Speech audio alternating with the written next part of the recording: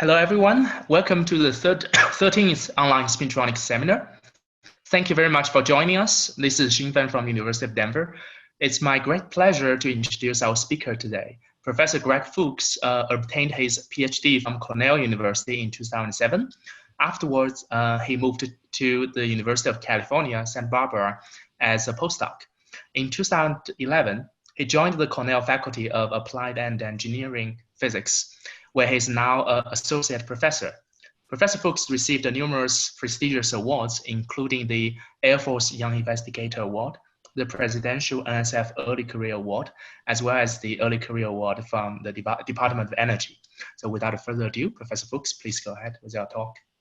Okay, thank you very much. And I want to just begin by thanking Kirill and Shin for creating this online Spintronics seminar. It's really been wonderful to have these presentations, and of course thank you to both of you for inviting me to share our work.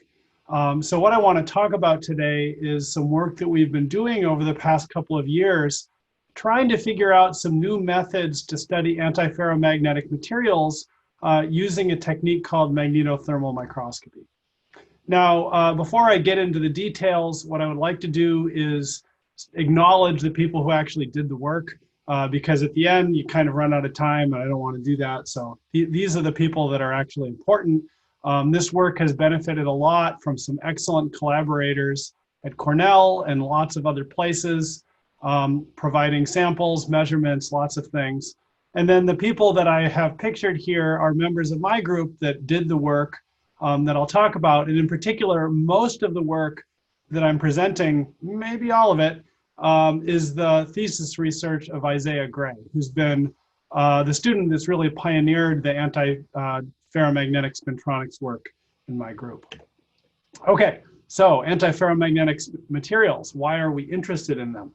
So you've already heard a really nice talk from Matthias Klaue, if you've been a regular attendee of these seminar series, and as well as Lu Xiaolu. Have both presented beautiful work on this topic. So there's very little left for me to say, just that there's lots of really interesting scientific questions. From an application point of view, you can look at an antiferromagnetic material and the fact that it has kind of terahertz frequencies associated with its resonance and think, well, as an antiferromagnetic device, does that mean that I can operate it at a picosecond scale? I don't know the answer to that question, but it's certainly compelling. Additionally, these materials don't have a macroscopic magnetization, so that would suggest that, among other things, you could pattern the bits very, very densely.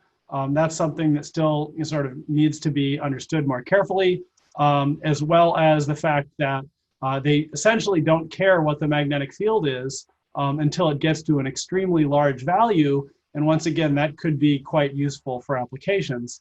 All of these things are really just hints at the potential of these materials, and really what we need to do right now is fundamental research. Okay, so when we started thinking about antiferromagnets, one of the things that we realized right away is that they are not easy materials to work on. And I would essentially say there's two major issues. The first one is that they're very hard to control. So unlike the kind of ferromagnetic material that I'm used to studying, if I want to know in sort of as a control what happens when the spins all point in one direction, then I just have to apply a relatively modest magnetic field and they all point in that direction and I can see what's going on. And I can be really sure that I know what the state is. So in other words, it's very hard to manipulate Néel order, the vector that describes order in an antiferromagnet. At the same time, they're also difficult to measure. They don't have a net magnetic moment. Many of the conventional approaches that we have grown to know and love to study ferromagnetic materials and devices simply do not work in antiferromagnets. There's a much smaller subset of these possible choices.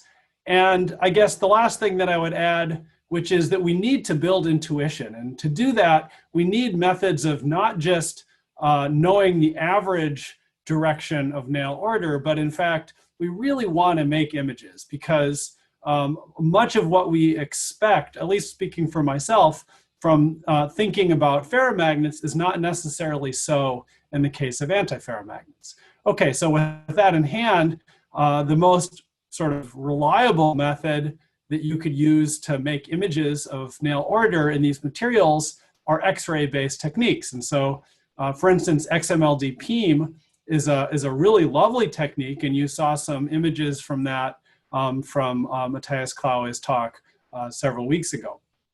Of course, one of the challenges of that approach is that you have to travel to a synchrotron facility. It's a very specialized measurement, and you have somewhat limited access to those tools, even if you're co-localized. And if you're not co-localized, you have a lot of travel. So I really thought that what we should do is try to develop a way to study these materials in our own laboratory. Now, there's many ways of doing this, but our approach is Magneto-Thermal microscopy.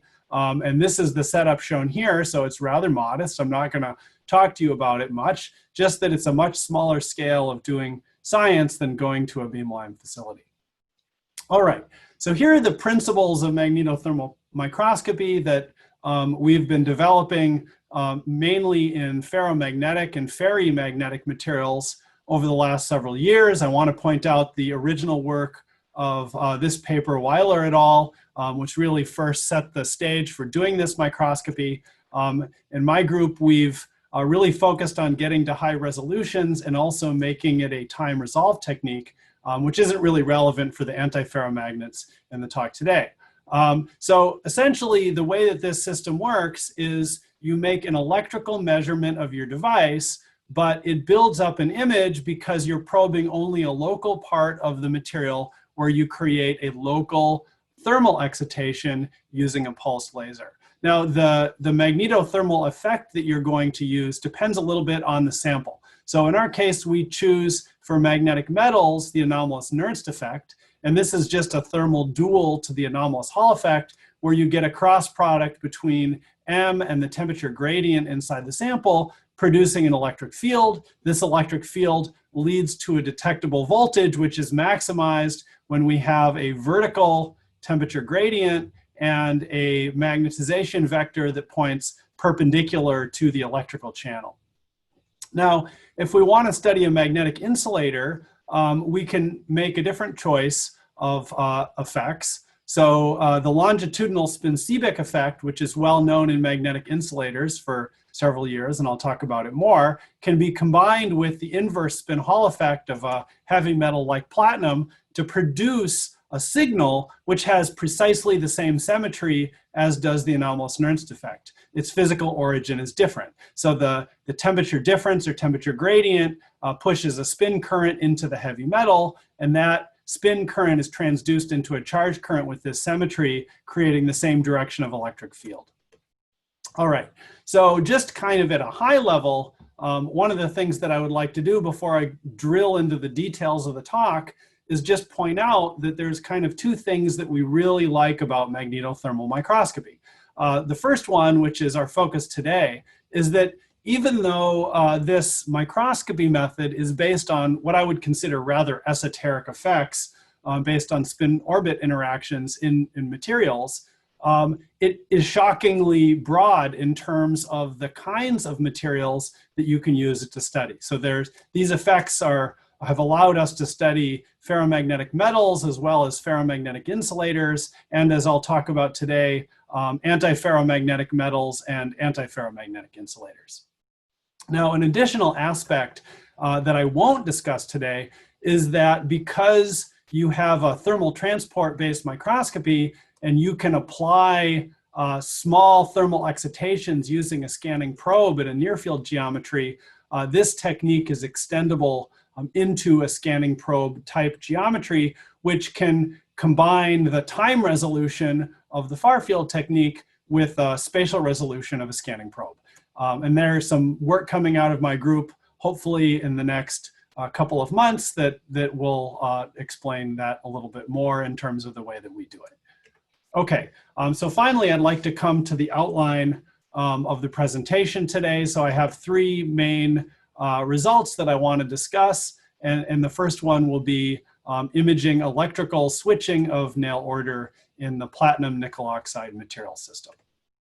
All right, so speaking about manipulating Néel order in antiferromagnetic materials using electrical current, I couldn't begin without sort of pointing out the groundbreaking work in the Jungwirth group and other places surrounding the material copper manganese arsenide and manganese 2 gold.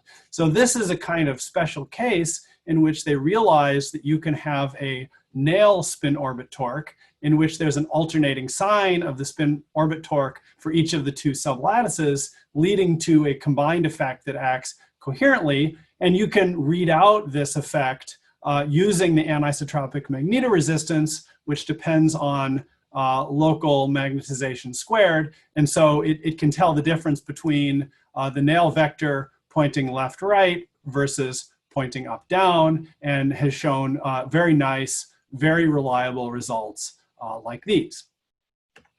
Now, a number of groups, including ours, have been interested also in a different situation in which you have an antiferromagnetic insulator with an interface to a heavy metal like platinum that has a spin Hall effect. So the idea here is that it might be potentially more generic. You don't have a need for an alternating spin orbit torque. And so this is more familiar in terms of the work that's been done in ferromagnets, where we apply a charge current in the platinum that generates a spin current, which can diffuse into the nickel oxide and apply a torque. And of course, we would like to know what happens. Now, before we started working on this, there was precedent that this sort of idea is feasible.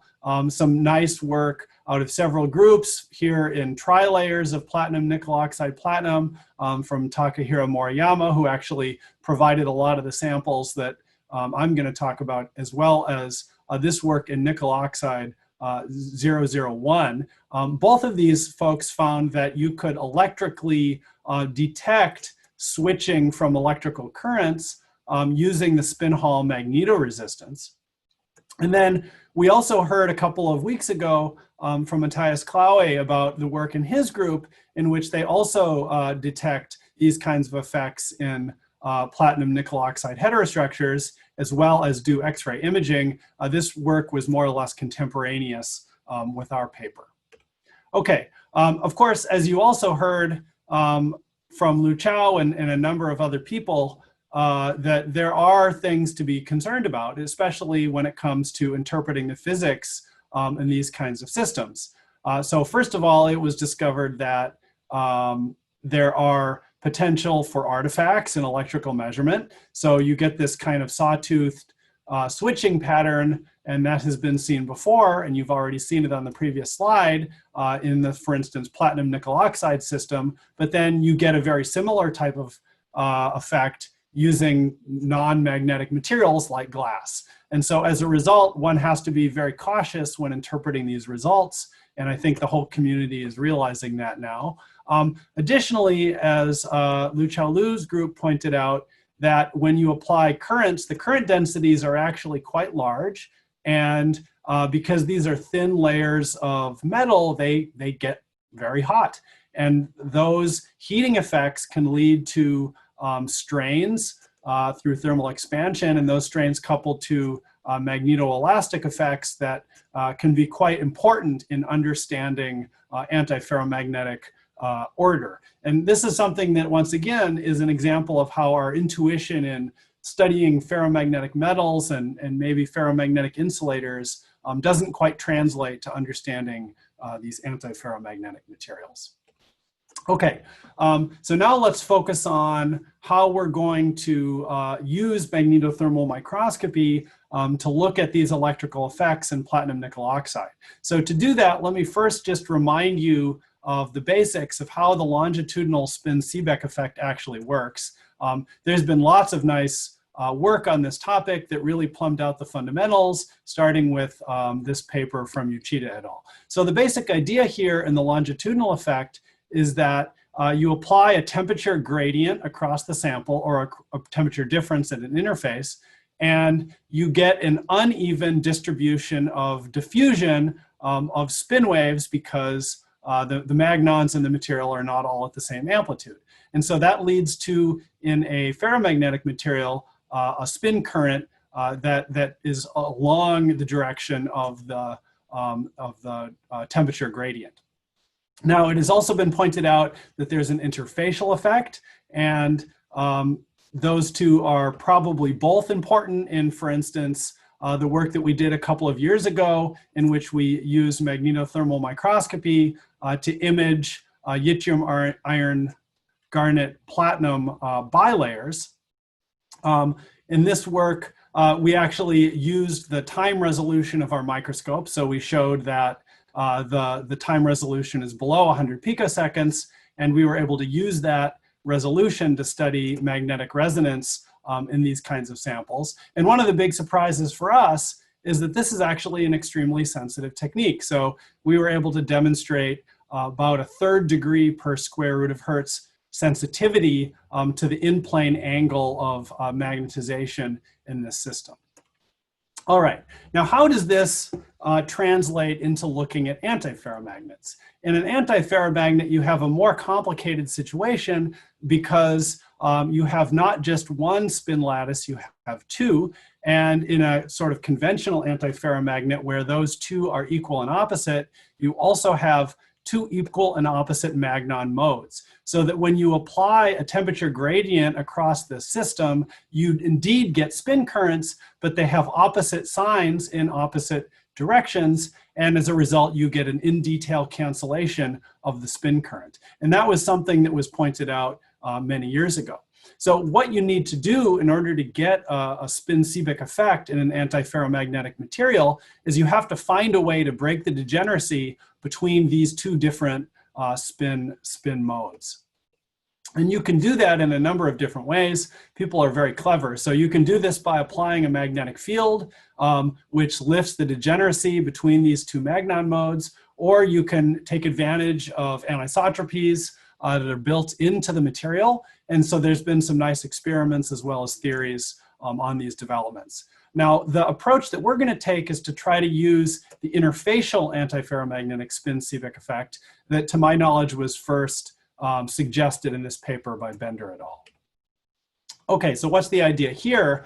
Well, if you choose an antiferromagnetic material like nickel 111, in which the planes of ferromagnetically aligned spins alternate in the growth direction, then at some point you come to an interface in which you predominantly have one type of spin that is directly at the interface with your transducing material, platinum. And so when you create a thermal excitation in this material, you get this temperature difference at the interface, and the direct exchange between the very first layer of spins produces a much stronger spin current than does the spins that are in the opposite direction underneath. And as a result, you get a net non-canceled spin current that goes into the platinum and leads to a detectable effect. So that's the basic idea that we want to test out in our experiment. And so to do that, we're going to use our geometry that we've been developing in sort of other materials for many years, in which we pattern an electrical channel like this one. In this case, it's nickel oxide with platinum on the bottom. This was grown by off-axis sputtering from Takahiro Moriyama. And in fact, it's 5 nanometers of platinum and 7 nanometers of nickel oxide 111. They even show the nickel oxide is well ordered through the platinum, which I think is just an amazing accomplishment. So in this case, we use a pulse laser, but I'm not going to focus on the time resolution. It isn't important for these experiments. And then we're going to raster scan to try to pick up the Néel vector. Now, the way that you should interpret this is that the signal is just as it is in the case of the regular spin Seebeck effect, in which we would be sensitive to the spins pointing perpendicular to the electrical channel. Now, when you do that, you get an image that looks like this. So you can see right away that there is a Seebeck voltage that is associated with these measurements. You can see little regions that have red and blue contrast that are actually giving different signs of the spin current, presumably due to different antiferromagnetic domains within the material. And then you also see these lines that we've highlighted here that appear to have mostly one contrast of the signal, so blue for positive and red for negative on one side and the other. And we can actually identify those. Those are just substrate scratches from the polish that leads to a little bit of a weakness in the conductivity of the platinum layer, and that comes from that leads to a contrast from an ordinary Seebeck effect. So we're largely just going to ignore those scratch lines in our sample. What we really want to do is test this physics as to whether or not this interfacial effect is really responsible for the signals that we do see. And one way that you can test that is you can take advantage of the fact that you should only expect a non-zero signal in the case when you have an uncompensated interface like you do in nickel oxide 111. You can grow a really identical system in nickel oxide 001, but in this case, because of the different growth direction, you have an alternation of the spins at every lattice site at the top of that interface, and so opposite spin lattices will each contribute to the total spin current, and you should expect really not much of anything to appear. And in fact, that's exactly what we see in the experiment. So these particular samples were grown by Daryl Schlom's group in MBE, and you can see nice contrast in the nickel oxide 111, and essentially no signal at all in the nickel oxide 001, which is a strong confirmation that we really do get this interfacial spin Seebeck contrast. Okay, so with that in hand, you can go ahead and start applying current, trying to see if there's some effects in the sample, and that's another way that you can start to gain confidence that you really are seeing these changes in the domains, but actually detecting Néel order directly. So here is an image of our sample before we apply any current, and you can see the same sort of features that I pointed out before.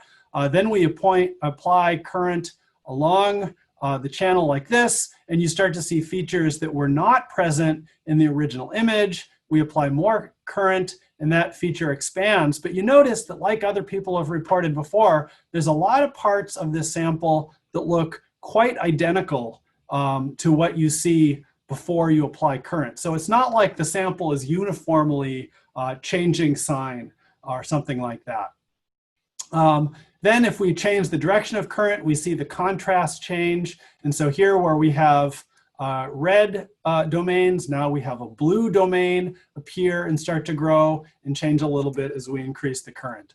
One of the things that you can do to understand these results a little bit better is to take differences sequentially between the images. So this first one is the second image minus the first one where there's no current. And you can see that indeed domains have shifted their position inside the sample. And in fact, you can look at these and see both examples of domain wall motion between subsequent images, as well as regions where there's domain rotation. Okay.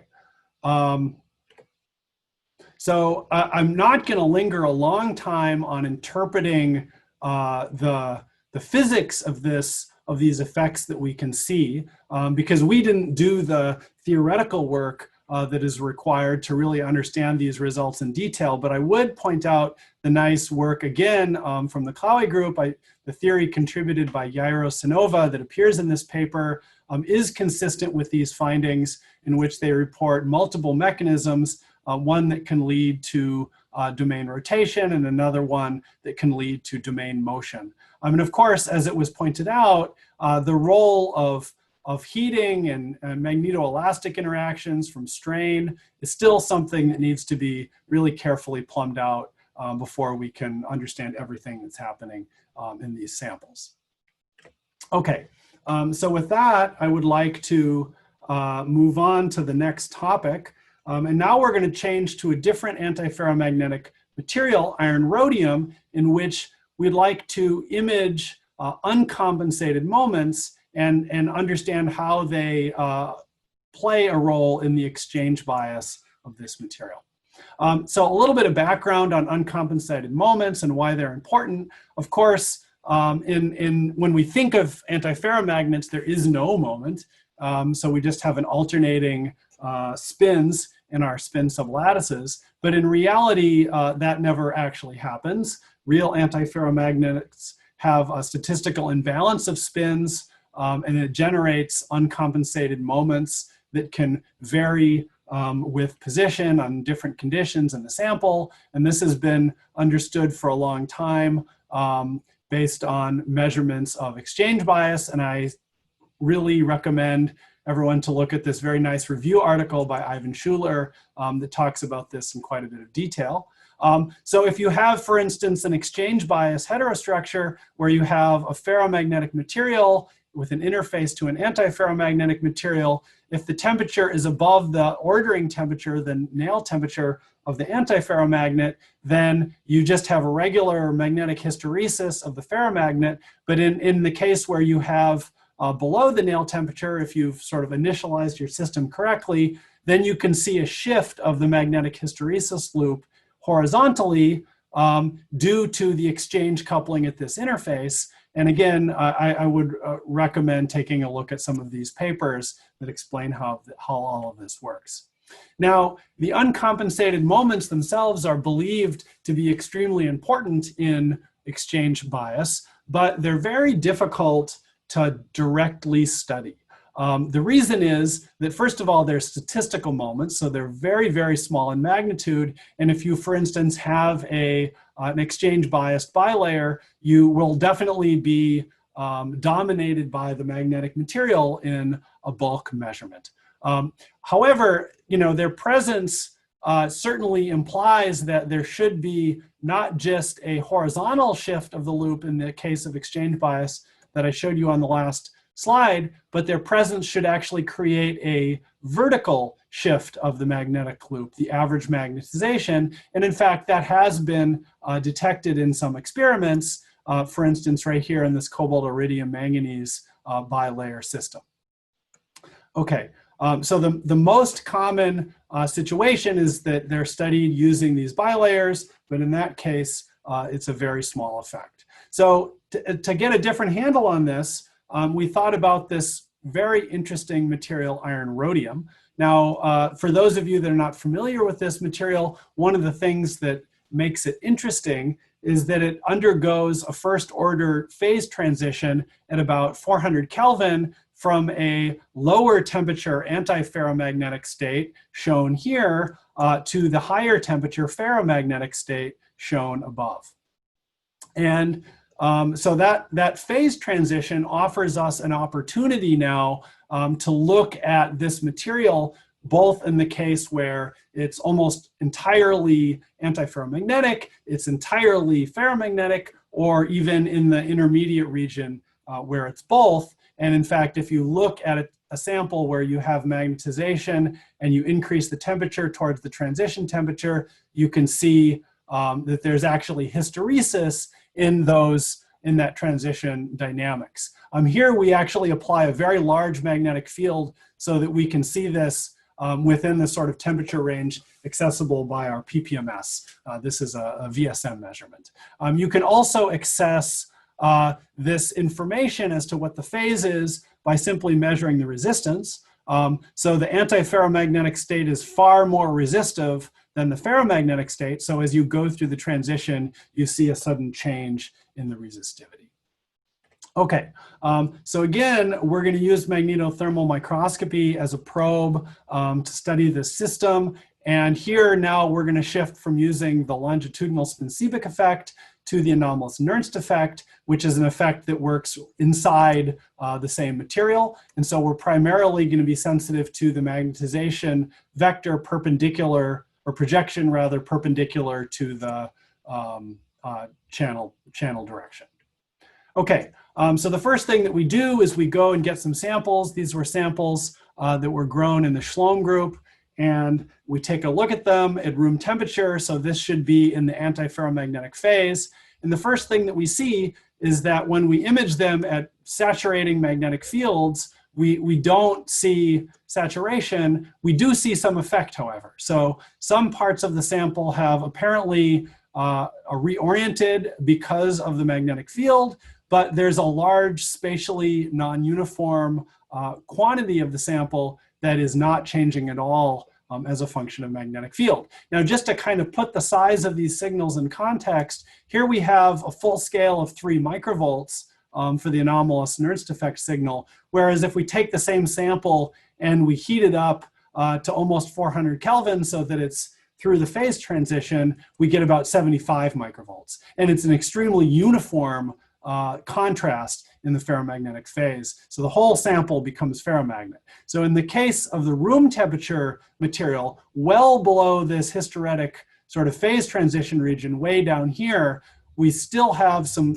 interesting things going on. All right. So one thing that we can do to analyze this more carefully is that we can calculate from these 2 measurements taken at opposite magnetic fields, the half difference and average. And so the half difference that we calculate is really telling us what parts of the sample are actually switching with magnetic field. And you can see that this is not spatially uniform, but there is a switching. And if you look at it, it switches with a coercive field of around 1 to 1.5 kilogauss. And then you can see there's a substantial contribution to the average signal that does not switch at all in magnetic field. And this, to our knowledge, has not been previously seen. Now, I want to point out that this is not the Néel vector in this image. This is magnetization, but it is average magnetization that is totally fixed in the magnetic field. Okay, so to get a better insight into that and what's going on, we can actually perform these measurements as a function of magnetic field and then look at the hysteresis loop that we see inside one of these magnetic domains. So here's 2 such magnetic domains, and I've plotted out for you the domain hysteresis, and you can see that in this little blue domain in green here, we see magnetic hysteresis. It's not shifted horizontally, but the entire hysteresis of this domain is shifted vertically such that the entire thing is above 0 in our signal, meaning on average, this region never points in say to the left, it only on average points to the right. And if we look at another domain, we see exactly the same effect.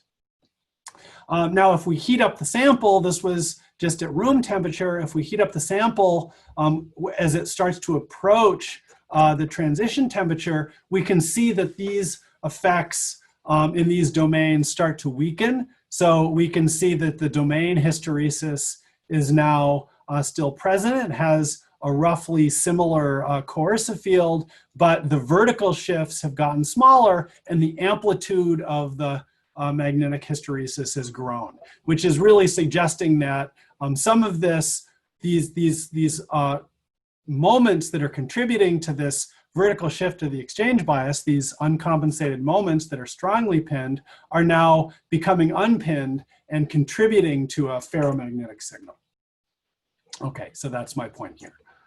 All right, so now we thought it would be interesting to take a look at this material as we and image it as we go continuously through the phase transition. This is done in a plus or minus 2 kilooersted magnetic field, which is saturating, as I showed you on the previous slide. So we start, and actually at the temperature that I showed you a minute ago, where that hysteresis, that vertical exchange bias is weakening, and we go right through, we see the emergence of very strong magnetic regions. So these are little ferromagnetic pockets. They grow starting from the edges, and then it becomes uniform. If we cool down from that region, we see sort of the reverse sort of effect. It doesn't happen at precisely the same temperature. There's some hysteresis, as I said, but we see that it returning in a very similar kind of way. If we apply the field in the other direction, we see precisely the same behavior. So we see the emergence of ferromagnetism at the edges of the sample and at particular locations that grow and merge and eventually become the uniform ferromagnetic state. Now, one of the things that pops out of this set of data, if you kind of look at it, you realize that something a little bizarre is happening, which is that although we're measuring in a 2 kilooersted field, a lot of these little regions that have contributing very large signal suggesting they're ferromagnetic is actually pointing in the opposite direction to the magnetic field. And that's not something that we expected to see in these measurements.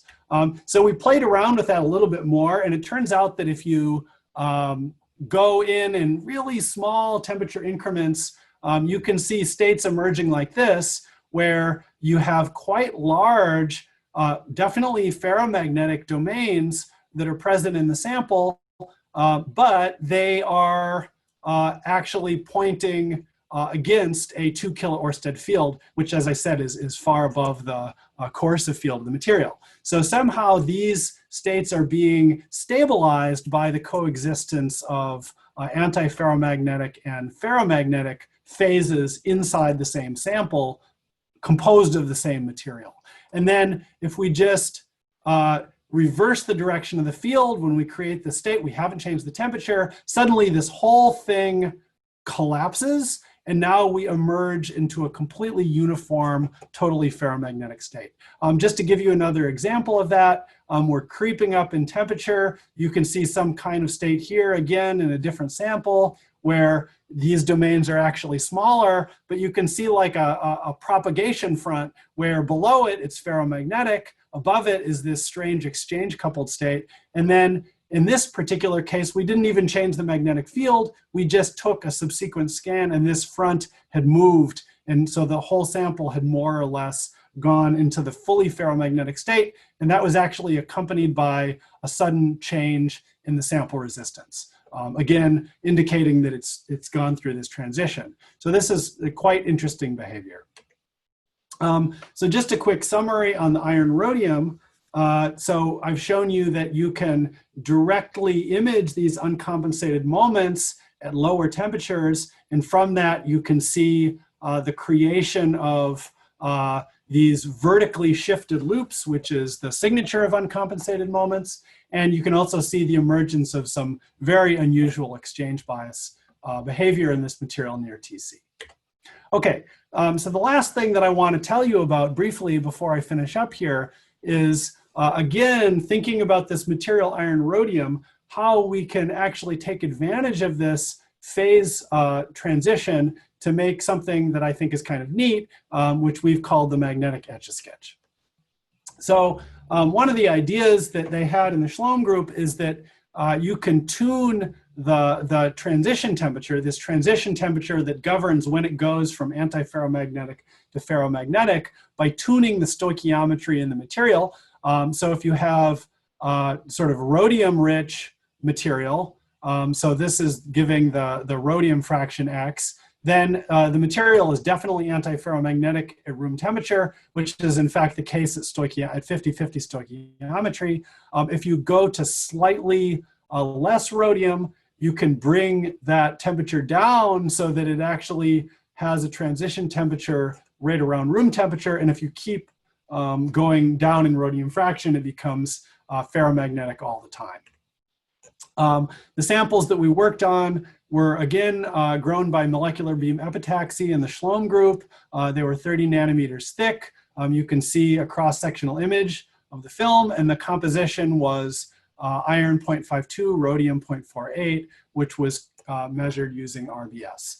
And so in these particular samples, you again, if you measure magnetization as a function of temperature, you have hysteresis in the phase transition, but it is hysteretic about now room temperature.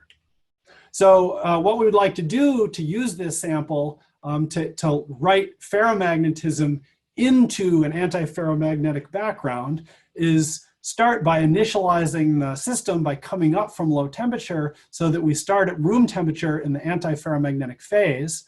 Then we're going to use our laser to locally heat the sample above this sort of threshold in which we're completely in the ferromagnetic phase. Of course, it's going to immediately cool back to room temperature, and at that point we should have ferromagnetic regions remaining after turning off the laser. And then if we want to erase the sample, we can do that by just cooling it down below room temperature, and we kind of shake our Etch-A-Sketch and we're back able to do it again. And of course, we're going to image these results using the anomalous Nernst effect microscopy. Okay, so here's what we start with.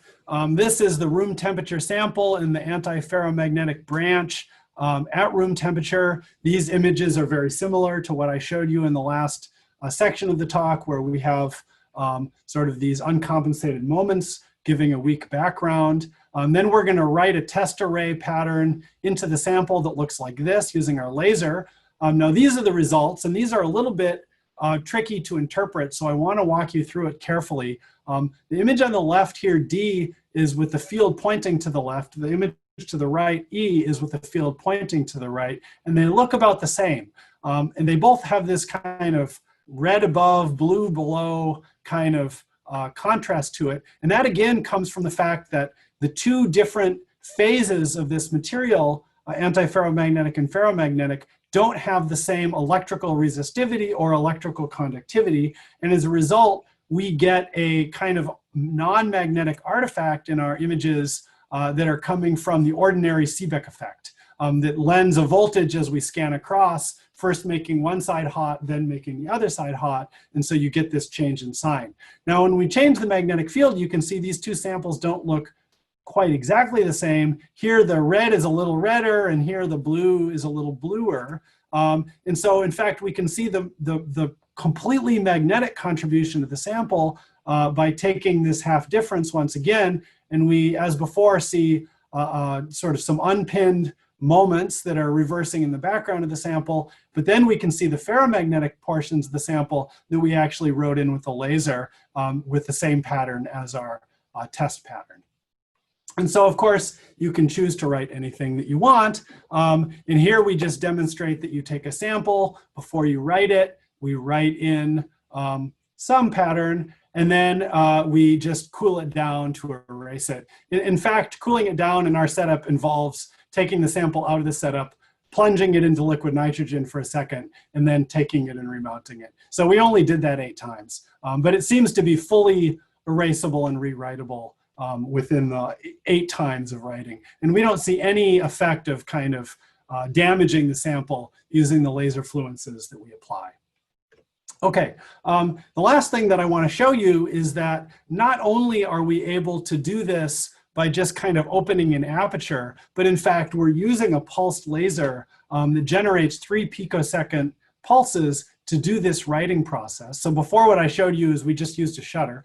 Now what we're going to do is use a little bit more fancy instrumentation, and where we have a pulse picker that only allows 1 single pulse through in every exposure. So we're essentially writing a single 3 picosecond pulse per pixel. And what we see is that, again, we have the sample. Here we just wrote a square. There's a little, again, a scratch on the sample, so it's not perfect. But then we can erase the sample once again. Based on some thermal modeling, we think that this entire process, even though the laser is 3 picoseconds, the process of heating the sample up and then allowing it to cool off is about a 70 picosecond process in this work.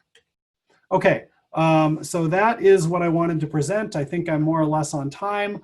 I told you about tabletop imaging of antiferromagnetic materials using Magneto-Thermal microscopy. First, imaging electrical switching of Néel order in nickel oxide platinum heterostructures. Then a study of uncompensated moments and self-exchange bias in iron rhodium samples using anomalous Nernst effect microscopy. And finally, ultra-fast writing and erasing, as well as imaging in iron rhodium at room temperature. So thank you very much for coming to the seminar, and I'd be delighted to take any questions. Thank you very much for the nice talk. Let's send a round of virtual applause by clicking the reactions button at the bottom of the Zoom screen. So, questions? If you have questions, please use the raise hand options. You can do that by click the participants at the bottom of the Zoom screen. And then in the pop-up menu, please click raise hand. And I think we already have questions. The first one will be, oops. If you raise your hand, please don't lower it. The first one is Stephen Bennett. Please go ahead and unmute and ask a question. Hi, Gregory. Steve Bennett, Naval Research Lab. So I have a question about your exchange coupling experiments. I don't know how many slides back it was, but you showed that you had two images that were taken at the same temperature. Yep. And you said that there was some sort of there was some amount of time that had passed, and that the boundary had moved, well, vertically on you. Yeah, that one. Yeah. So how long did it take? How long did it take for that to propagate up there between those two, K number 1 and K number 2? Yeah. So I mean, these images take about 5 minutes to acquire, Mm-hmm. and this one was just acquired right after the next one. So I mean, Isaiah took this data, he imaged the first one, then he pushed the button to do it again, and imaged it again. So this happened at some time in between. I'm not sure if Isaiah is on the line, so I don't remember if the raster scanning proceeds from top to bottom or bottom to top, which in principle does make a difference. So that's a point. However, these measurements were made with very low fluence, so that the temperature change in the sample is only a few degrees. We can get much larger signals if we use more fluence, but when you're trying to do this kind of work, then you have to worry about that. It is certainly true that the laser does have a perturbing influence if you're sort of balanced on a teetering edge, as you are here. The second question is what was the? I know that you got a resolution limit there. But what was the smallest stabilized ferromagnetic domain that you saw there with your Nernst imaging? Writing or? It looked like not writing, without writing. It looked like you see stabilized ferromagnetic domains below the phase transition temperature, right? So yeah, definitely. So like in this image, so some of these are certainly resolution limited. I can't really say. I think this would be an interesting thing to go in with a higher resolution method.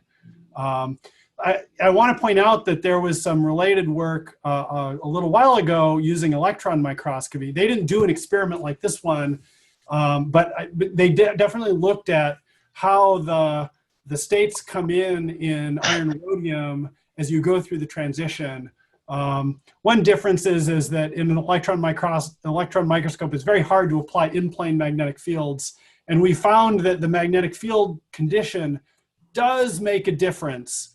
You still see similar things, but obviously these two have an opposite magnetic field and do different things on average. Yeah, that's because it changes the exchange coupling between the domains? Presumably. So I think that there's some, real answer, I don't know in detail. I just want to be clear about that. Presumably, as individual pockets of spin start to coalesce in this phase transition, they see the field and they see the local exchange coupling, and there's some interplay between them. And I don't think it's possible to suss that out from this data. Thank you. Okay, great. There was another question earlier. Emma, please go ahead with your question. Hi, thanks for the talk, Greg. When I looked at the Matthias Klaus data on nickel oxide, it was so clear. The new data is great. Yeah, on the last, when he talked about that a couple of weeks ago. Yes. I don't know, have you seen it?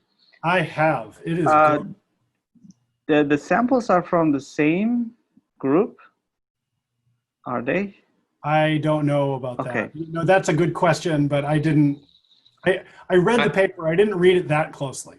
My question is my impression is the samples are better. I think that this beautiful switching that they observe is because of better samples. And I think that it's clear that, as we work on these topics, in the beginning, we don't even know what makes a good sample. And if you look at our PRX, we see different samples from the same sputter system are producing quite different effects. Some of them have large domains, some of them have small domains. So yeah, I think we have a lot to learn.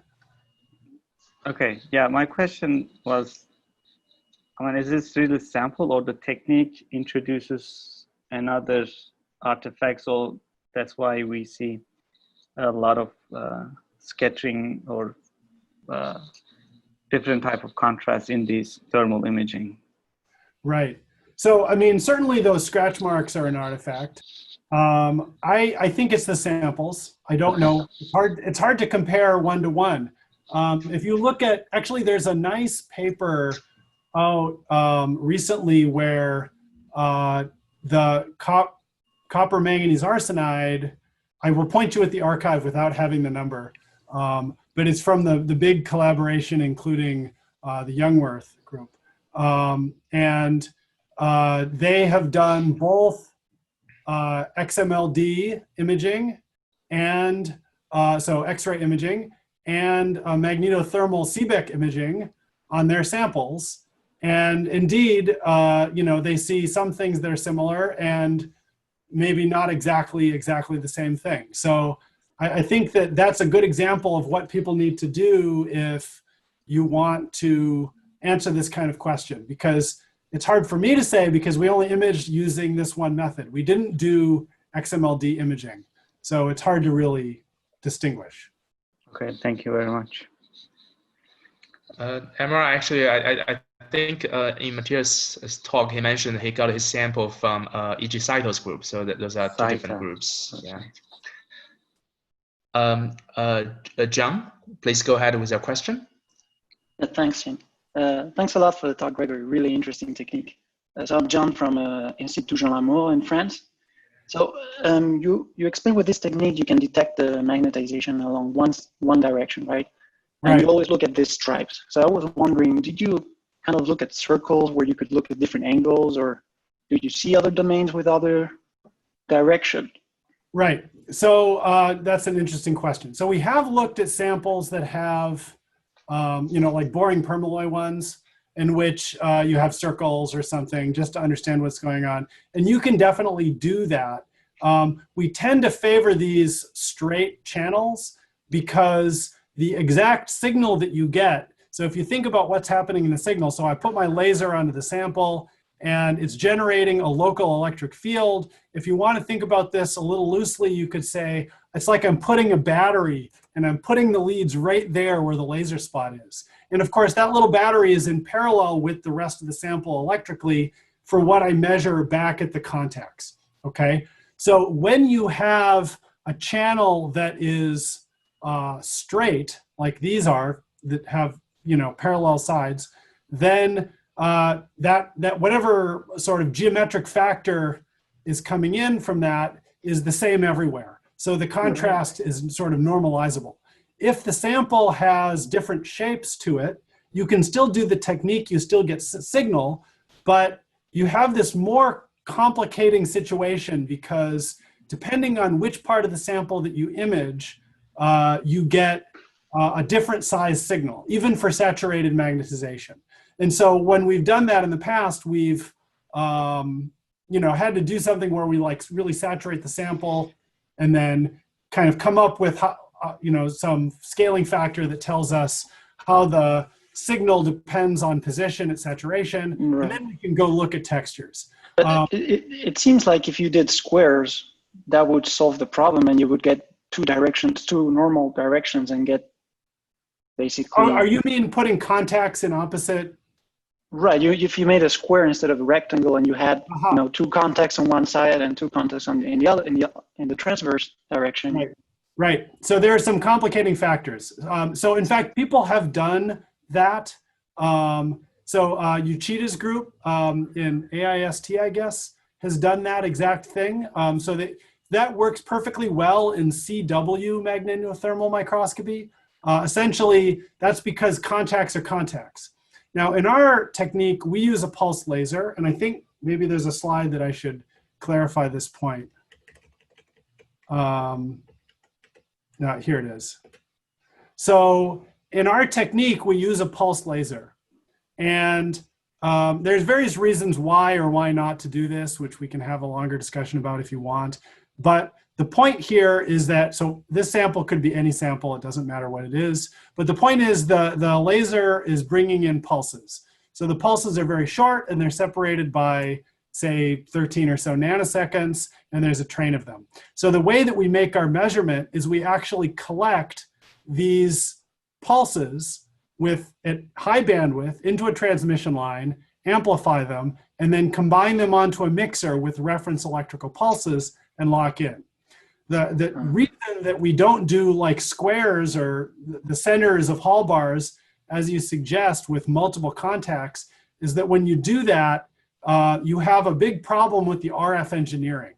And so we stick to just one signal and one ground for most of our work. If you want to do CW, so you lose the time resolution, and we still sort of like the pulsed even if you don't have time resolution, but that is a sacrifice. And it is possible to do this geometry that you pointed out, but it requires that you use CW laser heating.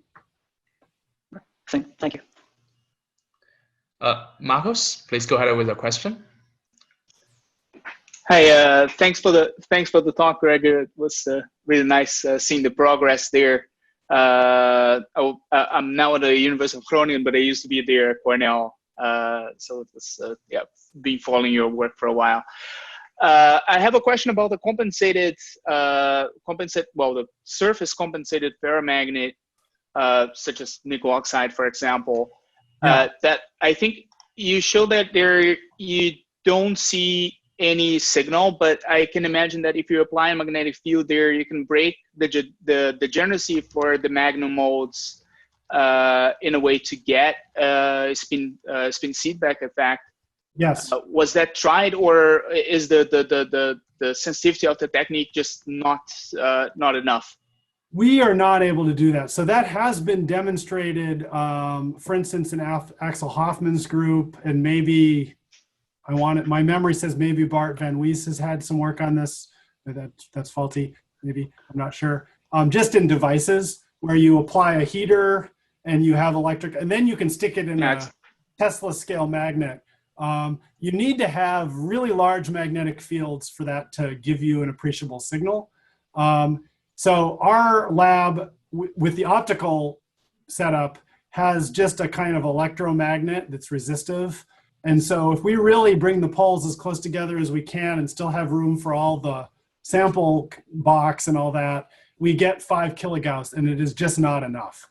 But you can probably raise the temperature quite a bit more, right? Because we can raise the temperature to a point. So we have a heater that makes it go from to maybe 400 and about 30 Kelvin. That's not high enough. But I mean, with the laser, because then your local temperature there is going to be if you crank up the fluence a little bit. I mean, for nickel oxide, it doesn't matter. You can go it can go very high. No, but you start to, if you do that, you laser ablate the platinum. So I mean, So you're right. I mean, you can go wild on fluence, and we can just cut a hole through the material. But so I think it's hard to do that in a controlled way. We didn't spend a lot of time on it because a simple estimate shows that it's not likely to be successful. Yeah. Thanks. Okay, if anyone is watching this on Twitch, you can ask questions if you have any from the Twitch chat box. You might have to register an account with Twitch first. I think Kirill have a question. You want to go ahead and ask it? Yes, thank you. Thank you for the interesting talk. I have a question about this nickel oxide polar surface imaging.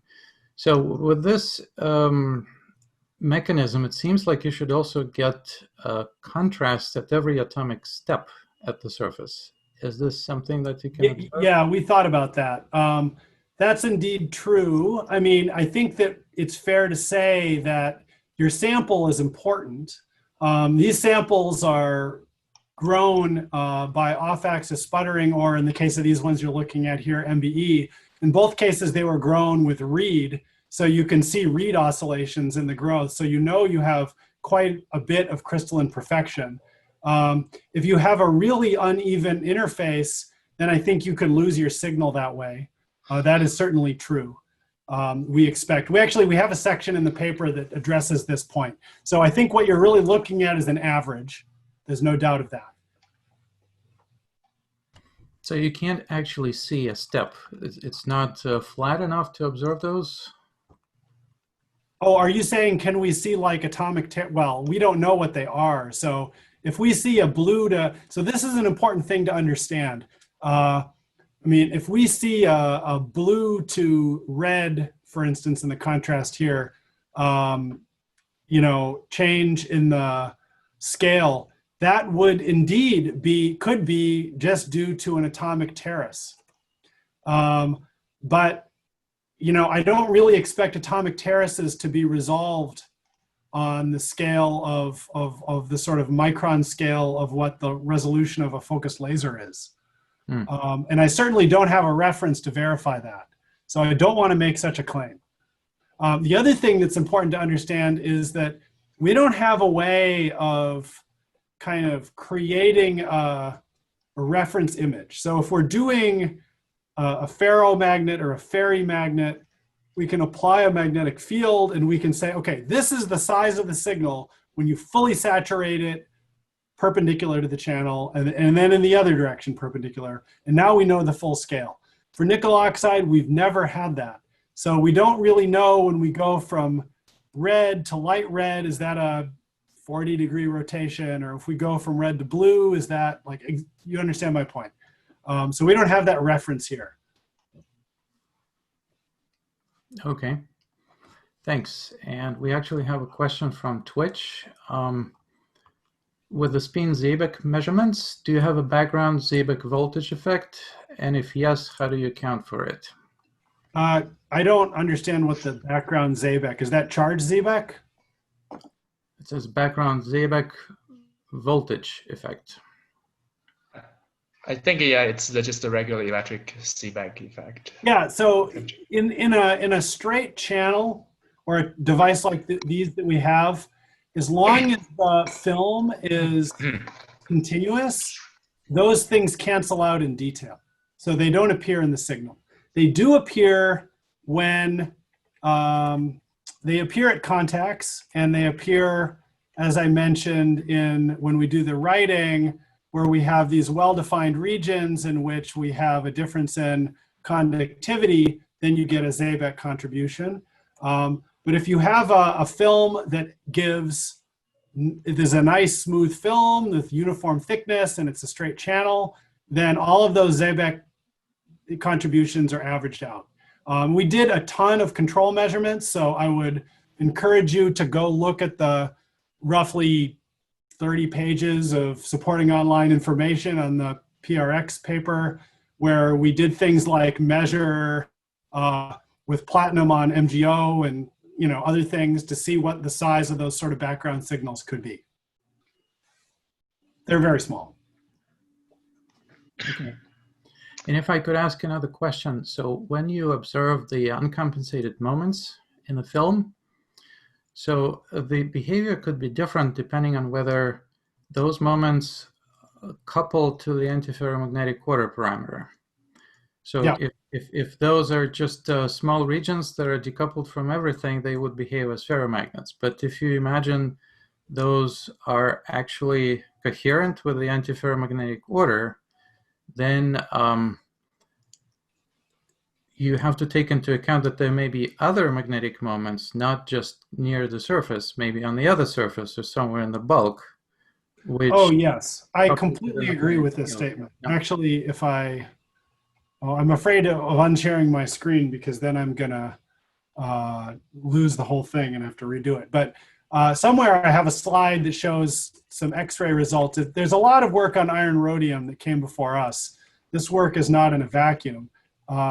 And sorry, no, I'm not finding the slide. This is not a good idea.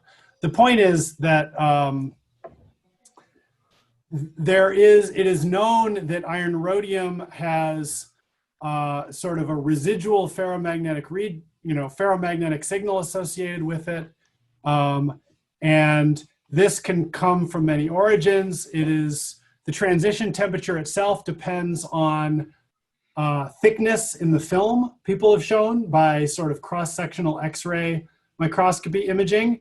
And so, for instance, strains are another thing that can change the TC, or you could have compositional gradients within the film that change the TC as a function of position.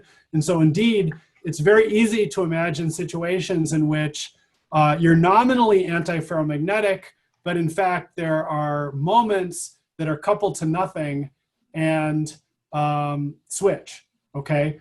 And that's what we see. I mean, that is certainly what is responsible for the hysteresis in these curves is moments in the sample that are coupled to nothing. But the vertical shift has to be moments that are pinned. And so the expectation is that they are pinned through coupling to the antiferromagnetic bulk at this temperature. But they're still uncommon. Why appear? The anomalous doesn't have the symmetry to detect antiferromagnetism. So you don't expect those moments can actually flip at all in this measurement, right? Well, so again, the most that we were able to 5 kilogauss, so half a Tesla, and that is not enough. We don't have the equipment to probe up to their spin flop fields where we would see contributions that are not canceling from the antiferromagnet itself. Okay, thank you. All right, do you have any more questions? If there's no more question, I want to thank the speaker again, and I want to thank all of you for participating.